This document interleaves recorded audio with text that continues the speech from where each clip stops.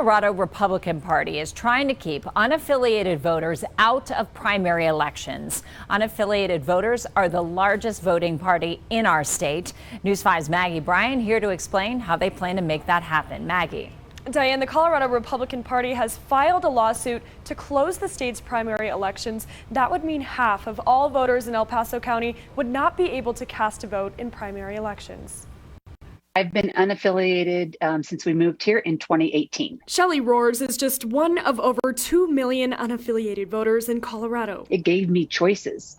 And again, that was as an unaffiliated voter, that's what I want. She has been able to vote in primaries ever since Colorado voters passed a proposition back in 2016, changing the state's closed primary elections to open. But now this 22-page lawsuit filed on Monday by the Colorado Republican Party is suing the Secretary of State and challenging the legality of Colorado's open primaries. We need to go back to the way it was before.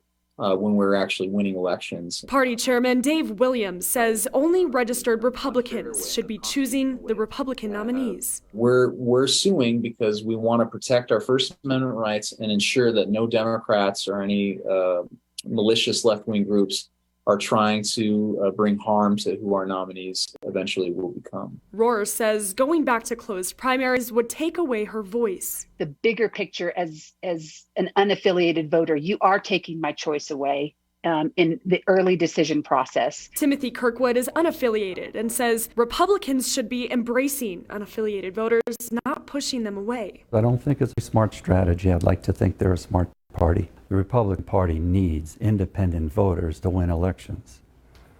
I would think they would want to reach out to independent voters. Right now in Colorado, 23% of registered voters are Republican, 26% are Democrat, and 48% are unaffiliated. The percentage of unaffiliated voters in El Paso County is even higher at 50%. A group of Republicans filed a similar lawsuit last year to close the primaries. It was thrown out by a federal judge. What makes you think that this lawsuit will be different this time around? Well, the difference with this lawsuit is that we are going to have hopefully a better judge, number one. Number two, we are also confident that now that the party has officially joined in on the lawsuit, that we have standing. Secretary Jetta Griswold sent us this statement, saying in part, quote, "The court dismissed the prior lawsuit, and we continue to believe the new lawsuit has no merit." Kirkwood says Republicans should work on their messaging instead of shutting out voters. You'll at some point be able to maybe pass some legislation in the House and Senate. You need the votes. The Republican Party also has the option to opt out of the primary election. The party chair says they would need 75% of the members to agree to that and says that is unlikely to happen. Diane.